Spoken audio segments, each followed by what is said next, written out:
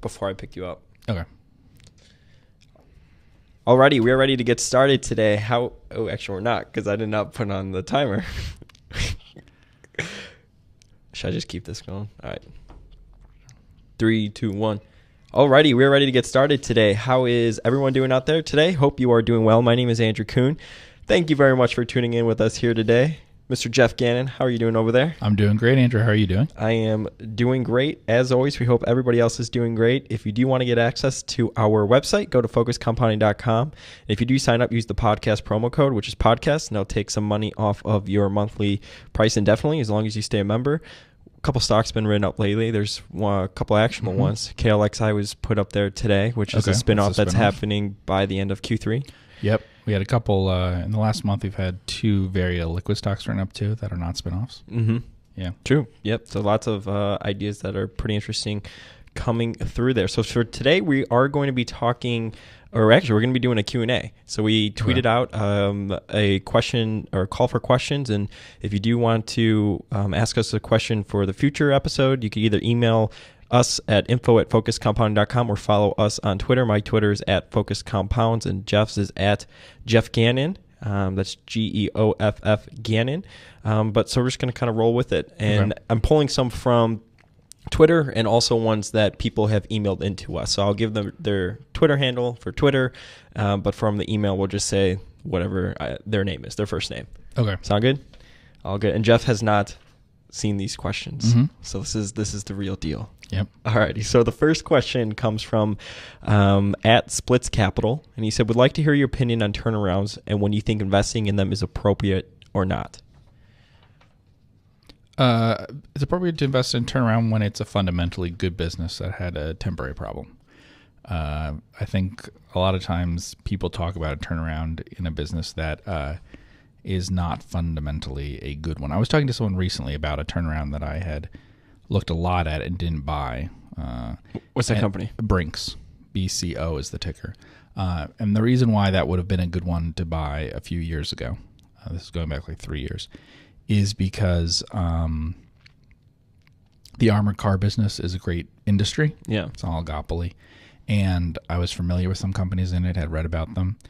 And this company had really good operations in a bunch of different countries, but their operations in the U.S., which were very big, were not very successful. And it was just a question of turning around the efficiency in there. But fundamentally, it wasn't a competitive problem. The ones that you want to avoid, I think, are turnarounds that are a competitive issue instead of an operational issue. So as in like their management their competitors are just eating them up, or what do you think? Right. So I think that a turnaround of a restaurant that has continuously declining same-store sales, right? It's probably tough. That could be tough, right? Or a fashion retailer that's out of favor for a long period of time, and you don't, unless the only way to play that is if you think you know something about fashion, or you think you know something about restaurants that other people don't. So I think those are hard. But you go back to like when Buffett invested in turnaround in Geico. That was really an issue of just stopping writing all this bad business, getting out of New Jersey and some other places and things like that. And he had the right person in there. What do you think about like comparing, I guess, Papa John's situation to like Domino's situation and sort of, I guess, that turnaround that is probably going to have to take place in Papa John's? Yeah, that's interesting because we've looked at both those stocks. Yeah. Yeah. It's a really good industry, right? We know that's a really good industry. So pizza. It's something that would interest me. Yeah. It would definitely interest me a lot. Because the product's durable? It's not going to go away? Or yeah, what? The economics of pizza are really good. And once one company has a big lead, they're in a good position. I mean, and Papa John's we looked at this stock, so we know a little bit more about it. But Papa John's is at a disadvantage to Domino's in the same way that like MoneyGram's at a disadvantage to Western Union. But in both those cases, they're way far ahead of a new entrant or someone like that. Yeah. I mean, there are some competitive risks. We've both eaten at the Chipotle concept. And, that's a risk long term. Sure. Obviously. But, Papa John's is the kind of thing that you would look at, sure, because it could have issues that are temporary in nature. Sure. Yeah. So what about like Chipotle? Because I guess you could say they kind of have a turnaround process that's, But again, that's, I mean, I guess when you're dealing with food illnesses, that's probably a harder thing to turn around. It wasn't. I mean, I looked at it. The Yeah. problem was that when that happened, both times, it happened twice in a way that affected the stock. It wasn't that cheap because it was so expensive ahead of time. So and then the other thing actually that's interesting is sometimes a company learns the wrong lessons from these things. And I actually was concerned with Chipotle that the issue they had of a food safety issue can really cause them to change their policies on making things fresh and stuff like that, you know. And it's very easy to improve the food safety issue if you change how you source things in a way that would lead to worse ingredients in stores and that's the core of what they do. Yeah. You know. So that is an interesting one. Like if they learn the wrong lesson and move away from the good business, right? Mm-hmm. But I think it's much, much better if it's not a competitive issue that's happening. If it's something that you think operationally they're just doing a bad job, but that it's not that their customers are all abandoning them for someone else. Yeah. Yeah. What about like the whole Valiant Pharmaceuticals saga and you know how, so all that information came out and then they worked to, I guess, sort of restructure the company, sell off some assets to raise cash. They brought in a new CEO. I guess that turnaround process, is that something that you would probably steer away from? Probably, but you know, Valiant can have similarities to something like Tyco had, where some of the businesses that they bought were actually good businesses that were rolled up there. And so, you know, if the right person comes in, carves it up, and you're left with those good businesses, then that's going to be something attractive. It's something that acquires a bunch of different things, will own some stuff. It's good. In fact, I know I had researched something that Valiant ended up buying at one point, so I know that was a good business at one time that they bought. I don't know what the state was when they owned it and what they did with it, you know. Mm-hmm. Yeah. So that reminds me most, I would say, of Tyco, which is the same thing, many of the same issues, but bought legitimate businesses. Sure. Yeah. Got it. Cool. All right. So I'm going to jump back from email to Twitter. Okay. The next one comes from a guy named John, and he says, in your most recent memo, you talked about outperformance anxiety. Do you ever get it, and how do you guard against it to avoid making irrational investment decisions? And for those who don't know, Geoff sends out a memo every single week, and this one was on outperformance anxiety. Right. So you go to focuscompounding.com. There's a box you put in your email, and then you'll just get this. Yes, if you want your It's a one-page memo, yeah. So, and it's usually on an investing topic, and that was what this one was. Well, I talked to a lot of people who are doing perfectly fine investing, and yet want to talk about people who are doing better than them. Sure. And what I mean by that is some of these people are doing 20% a year, right? What's good to you? Well, I talked about that in the memo. So, in the long run, there's sort of two things to think about, I think, which is about 10% a year, which is what you should expect the market to do in a very long term, that you're not going to do materially worse than the market if you're doing about 10% a year. And I think 20% a year, you're going to be doing as well as many of the best investors out there over a long time. Now, here's where the problem comes in, which is they feel great if they're doing 20% a year in some sort of bear market where a lot of other people aren't doing well. Mm-hmm. But when some people are doing 30, 40, or 50% for a year or two or three, but not for 15 years, then they get really worried, right? But some of those approaches end up at the top percentile, in terms of performance, and then are down at the bottom. And you see that a lot with mutual funds, that it's not the ones that were ever in the best 1% that have the best long-term returns. It's, they were 75th, 80th or whatever, that they beat out 3/4 of the funds out there all the time, rather than ever being in the top few funds, right? Same thing with investors. So I think that 20% is, if you're doing 20%, I don't think you should be thinking about returns better than that. No. I think you should be thinking about how can I make that 20% sustainable, rather than how can I make 30, 40, 50% this year. And that's something I talked about. And I went through like some investors like Warren Buffett and Charlie Munger and things like that, and how their returns weren't much better than that for long periods of time. Yeah. And you also talked about a manager and you looked at the stocks that they own, and they've performed incredibly well. And they owned Herbalife, Credit Acceptance Corp. Yeah. What other ones were in there? Simpress. Yeah, Simpress. I guess very controversial type of stocks. Yeah, very controversial stocks. And a couple of them directly tied to subprime consumer credit. Yeah. which is great. They made a bet and it worked out really well. But over a period of 5 years or something, that bet could have gone the other way, right? So I think that I explained that those have business risks, not just that the stocks are volatile, that are different than what most people are investing in. And so I think you have to be careful when looking at that, because you're not looking at the people who are doing worse than you and saying, oh, I'm really lucky that I avoided doing those things. But you're looking at these people and saying, oh, I should have done it as well as they have, right? And I see it a lot, and it's kind of surprising, because if you look at some of the people who were incredibly successful investors, and I mentioned like Walter Schloss and Warren Buffett and some of these others, it's not like they did a lot better than 20% for many years in a row.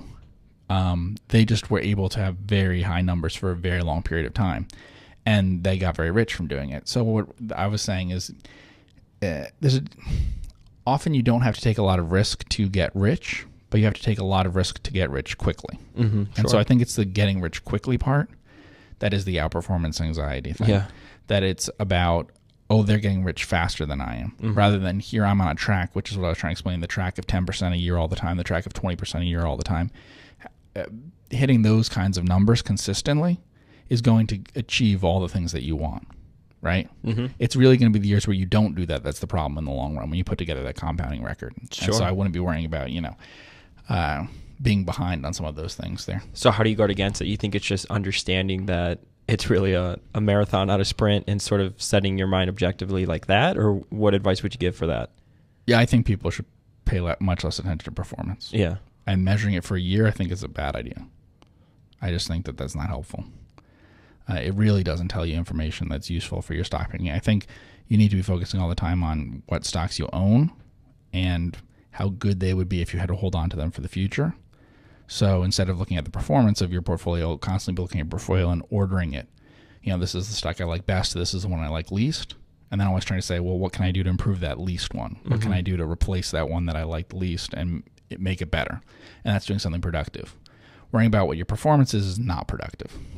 Yeah. And then just worrying about the actual businesses. I mean, you always say to me, you always propose the question, if somebody came to you with this as a private deal, would you want to do it? Take the price of the market out of it or whatever. Yeah, because the biggest thing is it's a significant lag between when you do smart things and when it pays off in the market for it. Usually. For value investors, it certainly is. So most of the things that I've done that were successful, I would say in terms of the greatest, at least in terms of the greatest acceleration in the stock price, so the time in which it would give you the biggest return annually in a single calendar year, we're talking about decisions you made 2 years ago are now kicking in. That's the kind of thing that's often happening. That you're getting your best returns in that stock 2 to 3 years after you picked it. And you might get nothing when you first pick it. And so you're patting yourself on the back for a really good performance, which was really based on the fact that you bought the right things 2 or 3 years ago. Yeah, sure. And so it's the wrong time now to be thinking, oh, I'm doing such a great job. You might not be doing such a great job picking things now. Like the example that I gave of that investor, that was from 3 to 5 years ago, those choices that really paid off now. And so it's great when they're working out, but we don't know if the choices that he's making now are very good at all. And yet people look at the performance now and think that, right? Because there's such a lag. Sure. That's a big part of it. Great. Next question comes from Herminator on Twitter. And he says, guys, what are your thoughts about values underperformance in the past decade? Yeah. So what are your thoughts on this? Well, I mean, you think about... You haven't had value outperformance. You have not experienced value outperforming. Yeah, well, exactly. Yeah. I mean, you look at guys like Einhorn, right, who are traditional value guys, and they've really underperformed. Right. And you listen to guys like Howard Marks, for example, or all these other big shots that, talk about how they sort of define value differently over time to sort of justify it. You look at, like, for example, all these people investing in Facebook and all these other companies that people probably wouldn't call value, right. More so growth. But I think it'll just be interesting to see, I guess, if the market turns, sort of what's going to happen, with a lot of those stocks. Yeah. So some people think that there's a change in the economy that's caused this, right? But a lot of it is also just a change in a change caused in the stocks by having very long time of pretty benign stock price situation. So what do you mean by that? Well, so I was looking at some stocks today that are good examples of this, which I think are good companies, good, excellent brands and businesses that stood out to me are like Sherwin-Williams and WD-40. Those really stood out because these are not FANG stocks. These are not stocks that can, grow to the sky and all these things. They're fundamentally what they were decades ago in terms of what their competitive position was and what their future might be. And they're good, and they've grown and done all these things. But they're being priced at EV to EBITDA multiples that are probably double what they should be, to get really good returns. So those sorts of things are getting into the area of like the Nifty 50 type stuff.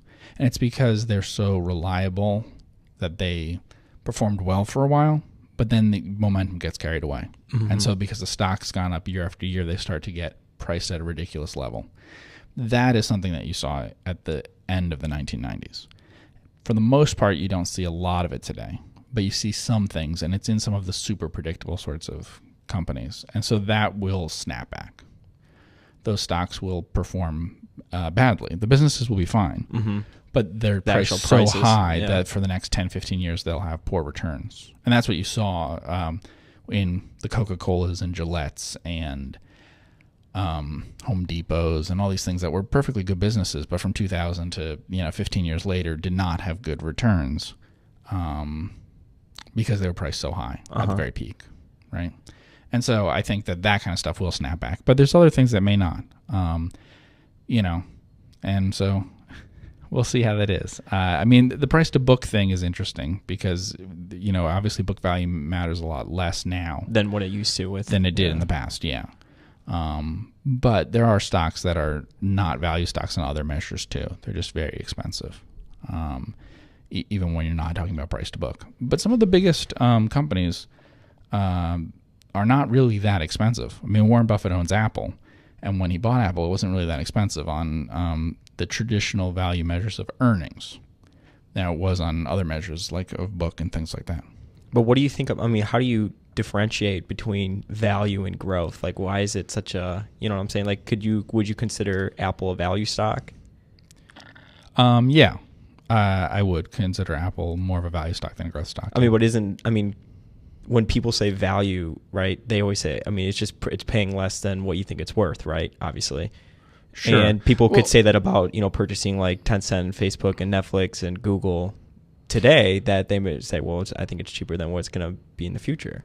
Yeah, no, I wrote a blog post about the fact that Facebook and Google, for example, can't be long-term growth companies. They're too big. And so they're basically advertising-supported companies. So their market is advertising worldwide.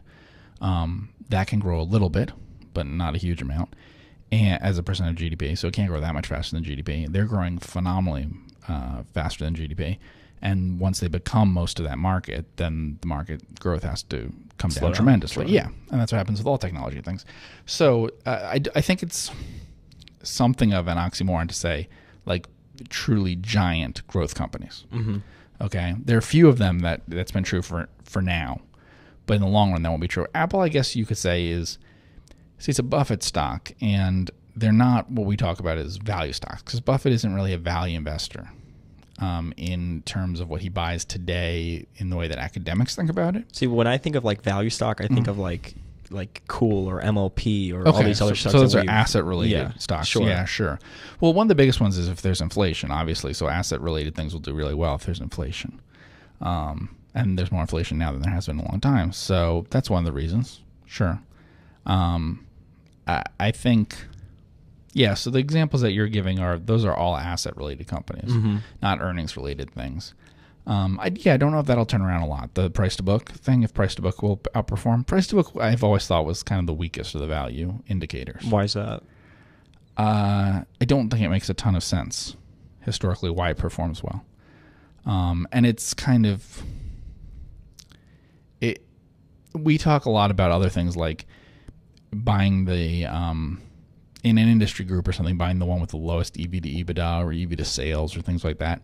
That is more what I think a private buyer would look at. I don't think that a private buyer is usually looking at book value. Now, we have a couple things in the managed accounts that are asset plays, but remember, they're not cheap on price to book. They're cheap versus what we think the market value of the asset is. But actually, in both cases, the price to book is really high because the asset is listed on the books at an incredibly low price, right? Sure. Yeah. So, how does an academic capture that? How do they put that in something to show that it's a value stock, right? No, it's great. Yeah. So, I mean, it's cheap versus its market value, what we think an appraisal of it would be. A private buyer would Yeah, absolutely. Yeah, and actually everyone agrees with that. Even people who don't like the stocks and would disagree with us would still say it's worth multiples of book value. Yeah. Mm-hmm. So a price to book of 2, 3, 4, they would say, oh, that's cheap for this stock.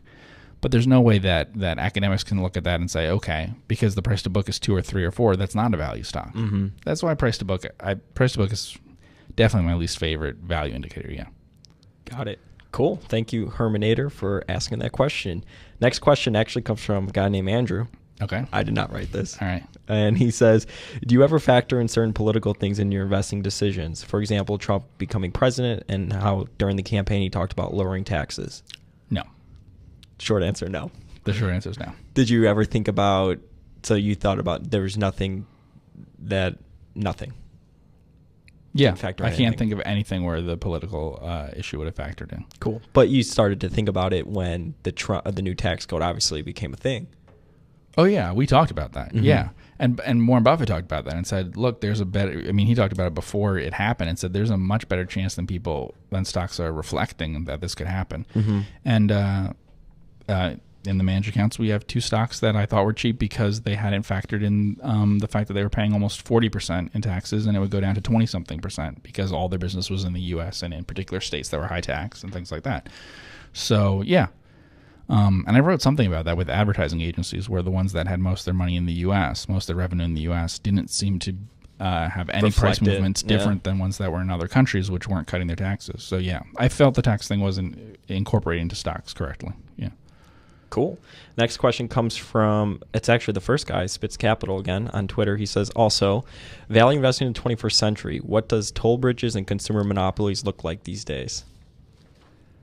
Advertising agencies? No. Well, we talked about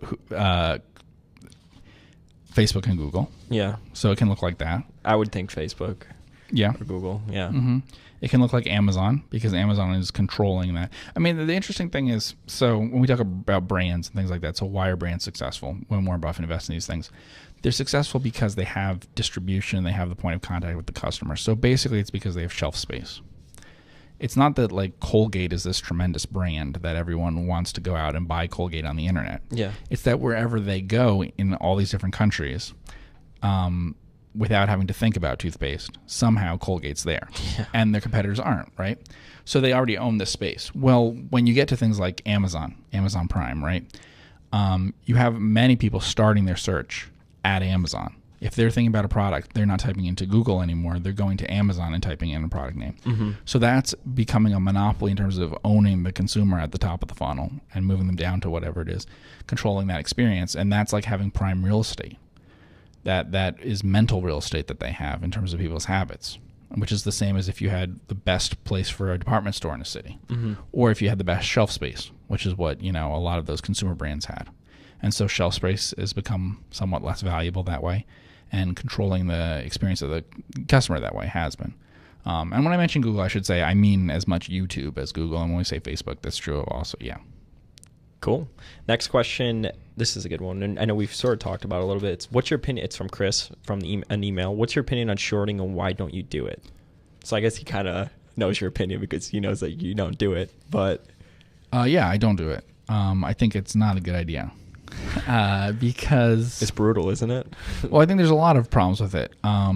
So we've sort of talked about before. One, there's a positive return generally in stocks. So a lot of them don't do well. And so, but if you were shorting 100 random stocks, then over time you'd perform badly. Okay. Whereas if you were going long 100 random stocks, you would perform well. Now, it's true that a large part of that is because some of them are performing really well. It's not because all of them are doing okay. So yes, there should be a lot of the stocks that go to zero, but it's just built into it a problem that way. Secondly, you are paying to borrow. Mm-hmm. Sure. And then thirdly, I think that all the incentives are against you. I think that was the best explanation you've ever given on it, actually, the shorting. When you were talking about, this is probably like early top, I mean, the early like 1 through 10 episodes Mm-hmm. probably. But you were talking about shorting, and you were saying how, think about like Berkshire Hathaway, right? Who, I mean, the incentives were there for that company to somehow work out, right? And there's so many incentives for a business not to fail. That shorting is a very tough game. Yeah, we talked about that because we had 2 write-ups on the website, J2 Global and Simpress, which some people shorted, and which the original business had some issues and may at one point have been very overvalued or whatever. But the point is they took free cash flow from that business and invested in other things. Same thing, you mentioned Berkshire Hathaway. Berkshire Hathaway, now it's easy for people to think, well, Warren Buffett is a genius and everything. Sure. But you could have said, well, yes, he's a genius, but people did this with Eddie Lampert. They said, okay, well, it doesn't matter how good he is at investing because he's attached to Sears, and that business is going to go down. And shorting can work out, and has worked out in the case of Sears. But the whole time, Sears was trying to do things to spin off things, to take free cash flow from it and sell off brands, to do all these things. That's a lot to overcome. That the incentives of everyone involved is really to drive up the stock price, right? Is to create value over time and to make this work. And when you short something, there's no one on your side in trying to make this happen. Even when you talk about like competitors or something, competitors aren't actually trying to drive Sears out of business. They're just trying to win on their own. Yeah, sure. And so if Sears could figure out ways to do that in a way that didn't go head to head with other companies, they wouldn't care. They are not going out there to try to put them out of business. So there are lots of people trying to do everything they can to make the business a success.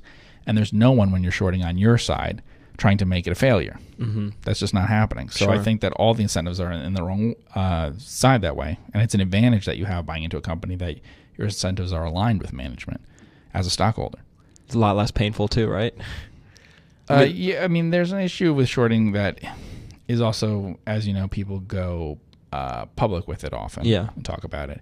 And they become very committed to it in this fight against management and things like that. And I think that's part of it, is that I was saying, normally your incentives are aligned, but if they're not, then it can get into your conviction about it can become very warped, and you spend too much time on it and things like that. And you can see that with like I think earlier you mentioned David Einhorn.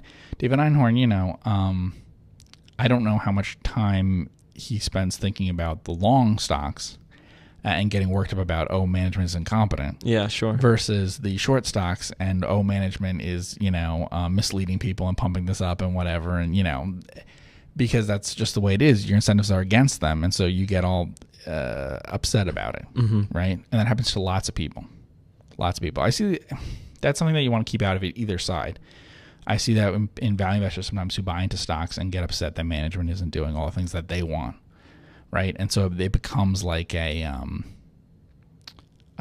moral issue, right? And I don't think that's a good way to invest. To think that you're morally right and you're going to prove something, and that's part of the investment thesis. Yeah, exactly. Cool. Yeah, so those are some of the reasons for not shorting. I think my first lesson to my children on investing is going to be to never short a stock. I don't think you need to do it. Sure, people can do it and can make some money doing it.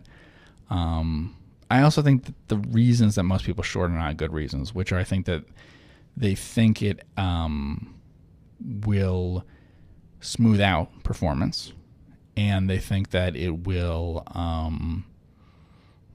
that's basically it. I think they think it will smooth out performance, especially over very short periods of time. Yeah. And I think that's why a lot of professionals do it. It's very popular with professionals for that reason. And they'll even admit that if you talk to them, that it's not that they think in the long run their performance will be better, but that they think the shorts will perform well when the longs aren't, so that on a monthly basis, on an annual basis, their record will look better. But they actually don't believe that shorting will add returns over 15 years or something. And so as a private investor doing this, anything that's not working over the very long term, it doesn't matter what year it's happening in and how smooth it's making your returns. It's just not something that you should be focused on. Yeah. So. No, I think that's a good explanation. Okay, last question. Okay. All-time favorite book. He didn't specify investing or not. Specify a guy named Jake. Okay. So let's do investing book, because I'm sure I talked about my favorite book in some podcast that we did a long time ago. Go top three, actually. Top three? Yeah. Okay. So top three, let's see. I would say you can be a stock market genius. The Snowball. That's my first two. And let's see. That's hard. I think that I'm going to say probably that my third would be... Better not be my third. No, it won't be your third. Okay, good. My third, I think, would probably be Phil Fisher's book, which actually has been bundled up. So let's pretend that entire bundle can be the book. Yeah. So Common Stocks and Uncommon Profits and Other Writings. Because actually, I really like the Conservative Investor Sleep Well, which is actually separate, but it was published separate. Do you like his son as an investor? I have no comment on that. No. Come on, let's stir some stuff up. No, mine would be, you can be a stock market genius. This is published books. You can be stock market genius, The Snowball, even though that's really more, I think, a book on life. Mm-hmm. Is it the Hagstrom, Warren Buffett way, or Warren Buffett? I mean, I thought that was a great book. Yeah. But then like other books, but my top, I guess, 3 books investing or not. My number 1 would probably be Why We Sleep. I talked to you about that book. That's a great book for people that, if you're not getting enough sleep, man, that's important. So Matthew Walker, it's an important book. Whenever someone asks me favorite book, I always suggest that one. Okay. Probably Poor Charlie's Almanac. Okay, I love that one. And then it would probably be Stock Market Genius, Snowball, and then Warren Buffett Portfolio. Yeah, those are pretty good books. Mm-hmm. What's your favorite non-investing book, though? I think I mentioned this before. Casino Royale. Oh, okay. Which is the first Ian Fleming. Yeah, I think you did say that. Mm-hmm. Cool. For everyone listening, go read Why We Sleep. It's an important book. Very important. And I should say Ken Fisher wrote a wonderful foreword to the latest edition of the Phil Fisher one. So yeah. So you asked about that. So he did write a very nice foreword for that. Yeah. That is. But what about him as an investor? I have no comment on that. Their RA is pretty big. I'm pretty sure they're like 50 billion or something. You can notice their marketing for it. I love it because if you look at his Twitter, he calls himself a self-made billionaire. Okay, well that's true. No, he is, but I just thought. Phil Fisher wasn't that wealthy. Yeah, no, I just thought it was funny. Phil Fisher very put few that clients. His bio. Yeah. Cool. Alrighty, well, we want to thank everybody for tuning in with us here today. If you do, we talked about it, right? Your memos, we talked about your Ourperformance anxiety memo that you send out. If you do want to join that list, go to focuscompounding.com, and on the homepage there, you will see a spot to enter in your email. Mm-hmm. And other than that, do you have anything else to add? Nope, that's it. Go to focuscompounding.com, and you can get $10 off if you become a member. And of course, I wanted to say, you can do the email info@focuscompounding.com, and that's how you can ask questions for the next time we do this Q&A. Bring it right to me. I did want to actually say, for everyone that is listening, obviously this is free. Okay. If you want to help Mr. Geoff and I out, go to iTunes and give us a review or a rating. Right. That would help spread the word. Okay. If you think that we've added anything beneficial to your investing toolkit and you want to help us out, that would be incredibly beneficial to us because it obviously would help us spread the word. Okay, so you go there and you give us like a 5-star review or something. I would hope it's 5-star. Okay. I'm kind of nervous to open up the app now, but but if you want to do that, that would be great. Okay. Other than that, thank you very much. We will see you next week. Have a great week. Take care. Cool. All right.